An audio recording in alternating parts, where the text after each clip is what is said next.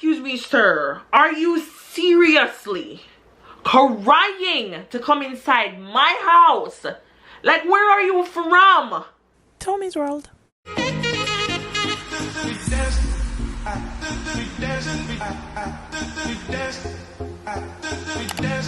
Story time. Hey guys, and welcome back to Tomi's World. You already know it's your girl Tomi, and I am back with another video. So today's story time is going to be about this crazy, like, loco guy that I met, and this time it wasn't on Tinder. Guys, there's gonna be crying, cursing, and so much more, and none of these aren't me. So y'all should know that this guy loco. Anyway, let's get into the story. So this story time actually happened last year when I went to a Hanami party with my friends at Kentucky Bridge. So Hanami is a Japanese word which basically means cherry blossom viewing party. So you just sit under the cherry blossoms, gaze at them and say woo and stuff like that, you know. That's basically what it is. So I went to this Hanami party with my friends, and I was like dressed up that day. I was looking bomb. I'm like, whoa, Tomi, you're hot. You ever look at yourself and you're like, girl, you look good? I do it all the time. Anyway, once I got to Kentucky Bridge, everything was so gorgeous. Like, cherry blossoms in Japan is a must see. If you've never seen it, you better see it, guys, because this is beautiful. So once I got there, I decided to ask some Japanese people if it was okay if they could take a picture of me. So I was standing up and I was posing to take the picture, you know, because you know you have to like look your best angle, because I was going to post this on Instagram. So this guy walks by and he is dark skin, chocolate, and I think, yeah, you know, like purr. And then he turns around and he looks at me and I look at him, and we do that, you know, the little flirting thing without talking when you do. Yeah, so I did that thing and I think it worked, because I threw out my fishing net and pulled in a man. Anyway, when I was going on, he looked like he was coming off. So I'm like, oh my god, I thought I had, you know, caught the fish, but I didn't, unfortunately, or so I thought. So I paid for my ticket because it was just me. My friends were already there, but I'm always late. I'm Jamaican, excuse me. And I head onto the bridge. I'm a little bit sad because I thought that I had actually caught this fish and he was leaving. And I'm like, wait, I thought we had a moment. But apparently I was the only one who was having this moment. He didn't have the moment with me. So I go onto the bridge and then I hear somebody come up behind me. And they're like, hey. Guys, when I tell you that my blood run cold, I'm like, hi. I have this little nervous laugh that happens when I'm around guys. This is why I'm single, because clown. That's it. That's the whole sentence. And we start to talk. So I'm like, oh, are you here alone? He says, yeah, he's here alone. He just came to see the cherry blossoms. And I'm like, okay, that sounds great. I am here alone too, even though I'm going to be meeting up with my friends. Of course, when you meet somebody in a foreign country, your first question is always, where are you from? So he asked me, where are you from? And I'm like, I'm Jamaican. And he says, wait. So I'm like, you have a problem with Jamaicans? He's like, no, I'm Jamaican too. So I'm like, you lie, you too lie. I literally just popped off in Creole. I'm like, you're too lie. Because if you come from Jamaica, you're not gonna say, I'm Jamaican too. Everybody knows that once you meet a yardie abroad, the initial response that you have to say is, you a yardie too? If you didn't say that, you're not a yardie. You're fake. So I'm like, you're lying. Where in Jamaica are you from? And then he says he's from St. Catherine or something like that. And I'm like, okay, so probably he's a Jamaican for real, because if you say you're from Kingston, more than likely you're not a Jamaican, just somebody trying to pretend that you're Jamaican, because Kingston is one of the words that everybody know, if you know what I mean. So I'm like, okay, which school did you go to? He said KC, and I said, I don't know about that, because everybody know KC guys are for the streets. So we get to talking, we're having a good time. I'm like, whoa, this guy just approached me. That means I must be looking extra cute today, because normally I always have on my mean face. People do not approach me on the street because I always look like this. And God, I swear I look more terrifying than this. Anybody who approaches me, breaks that barrier, must be somebody worth me talking to, because I'm not gonna be all unless you're cute. So we were having our little conversation, and I told him that I was there to meet my friends. So we headed over to where my friends were, and they're like, oh, who's your friend? So at that time I didn't even know his name, so I'm like, what's your name? And we're gonna call him Sean. So he's like, oh, my name is Sean. So I'm like, okay. One of my friends pulled me to a corner and she's like, Tomi, you don't know his name, but I thought you knew him. So I'm like, no, I literally just met him on the bridge when I was coming over. And she's like, whoa, you just picked up a guy just like that? That never happens anymore. People only meet people online these days. So I'm like, wait, what are you trying to say? Like, are you trying to say that I'm not cute? Like, look at this, guys. What was she trying to say? So she's like, no, that's not what I'm trying to say, Tomi. I'm just saying that people don't meet people just in person anymore, which is actually true if you guys think about it. So I'm like, yeah, I just met him on the bridge over there. Anyway, he said this was his first time to go to Kintaikyo, and we were just talking with my friends. We were having a good time. This was how we met. Great story, right? Amazing. But you know, when it comes on to Tomi and stories with guys, nothing ever goes right, because some of us are meant to be married, and then there are other girls who are just going to be singing to all my single ladies for the rest of our lives, and that is me. So let's get into how this guy is actually crazy. We met that day, and because he was Jamaican, instant connection, but he was in the American military. So he told me that he would be leaving Japan in 3 months.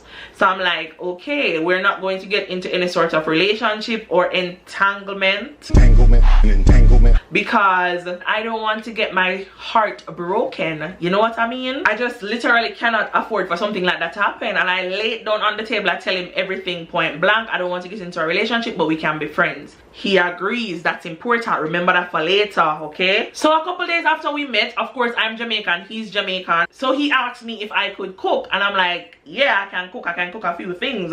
I can cook brown stew curry. And I was telling him, and he's like, okay, would I be willing to cook him a home cooked meal, because he hasn't had that in a while? And of course, we already agreed to be friends. I'm like, yeah, sure, why not? He comes over, but I told him he cannot come into my house, so I would share the food into a covered dish and I would take it to him. He was a little bit mad about that, but I don't care, because you gotta protect me first. That's on period. So he knows where my house is, but he never came into my house at this point. Remember that for later. Okay, so we were just talking on the phone, just chilling, relaxing, and he asked me if I wanted to go with him for dinner, and I'm like, okay, that's totally cool. We go for dinner, and he starts putting on the moves on me, like Pink Panther style, trying to touch, and I'm like, you know, just the flirting is okay, but if you're gonna go touching, honey, I don't play that. So I shut it down right then and there. I'm like, remember I told you I don't want to get into a relationship with you, and I'm also not looking for a friends with benefit. So if that's what you're interested in, then I can stop being friends with you, period. So he says, no, it's nothing like that. He's sorry about that. He's just really attracted to me, but he's definitely sure we can be friends. So I'm like, okay. Remember, he said that later. So we were still texting on the phone, just talking as friends, and he was like, what is the thing that I miss most about Jamaica? So I was telling him that I miss the Sunday evenings where we would just sit and watch the guys play football while we eat ice cream, because I've never seen anything that I'd like here in Japan. And he's like, oh, that's such a coincidence, because this Sunday him and his friends are going to go play football, and if I want to come. So his friend picked me up and took us to the football game, because he doesn't drive. So his friend picked us both up with his friend's wife. So it was me, him, his friend, and his friend's wife, and took us to the football game. it was just a lot of old people, like a lot of old military men and Japanese men playing football. But I loved it because, as I said, I was just looking for something idyllic, just have a little fun, you know, no big deal. Oh, I should tell you that his friend is Jamaican. So after the football game, his friend asked if he's going to go for dinner. So he's like, oh, do you want to come for dinner with us? I'm like, yeah, sure, that's great. They asked me if I've ever been on base, and to go on base in Japan, like to go on one of the American bases, you need to sign in by putting in all your fingerprints and taking a picture and all of that, and you had to have like a passport or some form of identification. It's like US embassy all over again. So they asked me if I had ID to go on to the base, and I'm like, yeah, sure. So they were gonna go back and take a shower before we went for dinner. So I went with him to his room because we are friends. He starts getting naked in front of me. Excuse me, sir, what are you doing? I wasn't trying to see all that. So I said that, and he went into the bathroom, did his bathing thing. That he came out of the bathroom with this little towel wrapped around the waist, but no shirt. Not like me being preservative with you guys. He was wearing no shirt. I'm like, what are you doing? So he said he forgot his boxers. I'm like, okay, do your thing. I'm on my phone. He stretches over me. I think he was trying to be sexy. He stretches over me and he's like, oh, I have to go into the drawer to get the thing, to get the boxers. And he's rubbing his chest on me, and I'm so uncomfortable at this point. I'm just sitting there like, I'm wondering how I'm gonna get out of this situation, because first and foremost, I put myself in this situation, so it was my fault. I can't blame anybody else, but this was definitely not what I signed up for. Anyway, he was there making his little moves, and I'm like, listen, this is never gonna happen, so please stop. And when I say that, this guy puts his face up to my face like this. Boss big kiss. He kissed me. Everything started to get super awkward. I didn't know if I was supposed to kiss him back or not. I didn't know if this was some sort of rom-com move where he thought that after this kiss I was just going to fall in love with him. I wasn't sure what was happening, but this was like, no. Once this happens, I kind of ease him off. I'm like, please, no, I'm not trying to do that. I don't want this. This is not what I want. Please excuse from out of my face, sir. So he goes and puts on his clothes. We go for dinner, and I'm ready to call everything off. When we go for dinner, I didn't have my card because I wasn't expecting to go out for dinner. I was just going to the football game and going home. So I thought he was going to pay for me. Guys, would you believe that this guy made his friend and his friend's wife, who drove us to and from the football game and to the restaurant, pay for the food? And he was like, don't worry about it, he can afford it. Like, you gotta be kidding me. Is it just me? Like, do people not have any sort of brain power to know that, like, if someone else is doing so much, then you should help out? Oh my god. Anyway, they dropped me off that night. Once I get home, I text him. I'm like, I'm sorry, but I don't want to see you again because everything that happened today was weird. You made me very uncomfortable, and I don't like that, because I told you from day one that I didn't want to get into a relationship, and I don't know why you did this to me. And he was like, okay, he understands and he's sorry and he was apologizing. I'm like, cool. Anyway, fast forward to about like a month later or 2 months later, his deployment in Japan ended and he was going to go back to the States.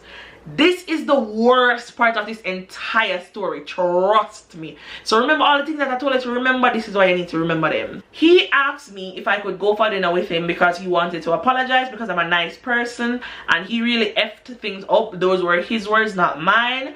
And I was like, okay, cool. He said he wanted to go for dinner on Thursday night or something like that. I told him that I had work, so I would come directly from work, and I was gonna be in my work clothes, no makeup, no nothing, because I don't want to give him the wrong impression again. So we go for dinner and he takes me a little gift, just a lot of candy and stuff from the base, and I paid for dinner because it was him who was going away. So, like, you know, it was just a nice thing to do. He asked me if he could walk me home. I figured no problem, because it was technically almost his last day here. Like, he had 2 more days or something, so what's the big deal? So I'm like, sure, Sean, you can walk me home. When he walks me home, we get to my apartment and I'm like, okay, you can leave me here. We were having a great time at dinner, laughing, joking, no problems. That's why I felt comfortable for him to walk me home. When we got to my house, I'm like, okay, thank you. and he's like, can we talk for a little bit? So I'm like, sure. He's like, he doesn't understand why I don't want to be in a relationship with him because we can always do the long distance thing. And I'm like, I'm not gonna do that because I might be young, but I know that I don't want to get myself into a long distance entanglement, so please, I don't want to do that. This guy starts to get mad and sad in one, starts crying. Guys, he says he doesn't want to have sex with me, right? He just wants to come in and cuddle and watch Netflix, just like for once, and that's all he wants. I'm like, no, no, no, no. Why is that so hard to understand? He starts getting mad and he's saying that this is why girls like you will never get a guy, because you girls don't want any nice guys. I bet if I was a bad guy who was gonna shout and do all of that, then you would have let me into your house all this time. And I'm like, listen, I want you to try it, because I was ready. Anyway, he was out there crying and stuff, and I'm like, you know what, let me go inside and change my work skirt and put on some sweatpants so he knows that nothing is going to happen. Okay, so I put on the sweatpants, I go back outside, he's still out there, and he's like, just give him a chance, and he's still crying. And by this time I'm so annoyed because I hate when people cry like, why are you crying? If it was my mother, she would have asked if he wanted something to cry for and give him some licks. Why are you crying, sir? Anyway, he's out there begging to come inside to Netflix and chill, and I'm like, no, that's not gonna happen. So we're going back and forth at my step for like a good 10 minutes, and then I'm like, you know what, I'm going inside. I go inside, close the door, I'm leaning at the back of the door and I'm praying. I'm like, God, please let this guy leave. By this time I am so scared, I'm not even gonna lie, because why isn't he leaving? I look through the people, he's still out there. So I text one of my friends and I'm like, hey, do you mind coming over, because this guy won't leave. So my friend, who is a guy, said he would be there in like 20 minutes. So I'm waiting for my friend to come, but I'm continuously peeping through the people. This guy is still out there crying, and he's being loud, like he wants me to hear him, or he wants my neighbors to hear him. Like, did he think that would work? Excuse me, sir. Are you really sitting outside crying? Whoa. Anyway, he leaves about 3 minutes before my friend comes, and I'm like, thank you, Jesus. The night he goes home, this guy starts blowing up my phone. I had to like turn off my phone. I wake up the next morning, open my phone, I have like 100 and odd messages, and he's like, okay, this is my last message, and I'm the one who lost out, not him. I think you lost because only one of us cried, and it wasn't me. Anyway, guys, this is the story time of that time that I dated a very crazy person. Thank you guys so much for watching. Remember to like if you like, subscribe, share, comment, and I will see you in my next video. Bye. Mwah.